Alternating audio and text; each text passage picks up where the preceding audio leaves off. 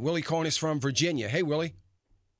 Hey, good morning, sir. Thank you very much for taking my call. Sure thing. I was listening to you a while ago when you were talking about Congress is kind of bashing the investment banker and so forth.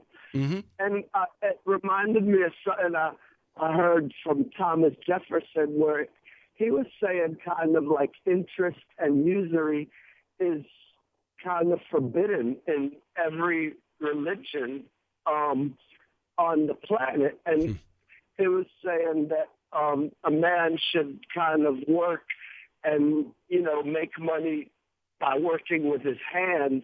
And he had talked negatively about bankers that just kind of sit around pushing papers and charging people interest and call that making a living. So I was just wondering, because I know I listen to your show a lot of mornings on the way home. I work at night. So I was just wondering about that.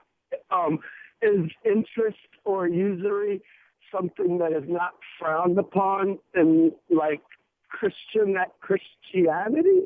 And if it is that a healthy way for, our country's economy to be built on that?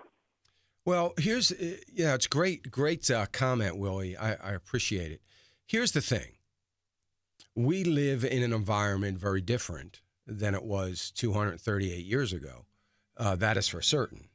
And one of the things that we've got to understand and consider that our economy, along with all developed nations' economy, is living based on what we have with credit. It's about credit. It's not about, other, we can't live. We live in an environment that we can't live without credit.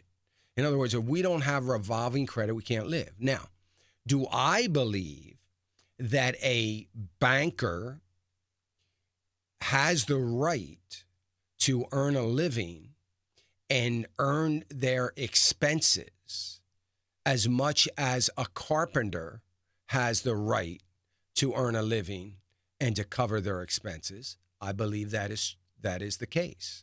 I believe that if a banking system is going to be structured in such a way that I've got to take the deposits of this farmer into my banks so that I can lend a percentage of those deposits to the equipment manufacturer and charge that equipment manufacturer interest so that I can give the farmer interest on his deposits and pay my expenses for the overhead of my business, I think that you would be hard pressed to find anything wrong with that model.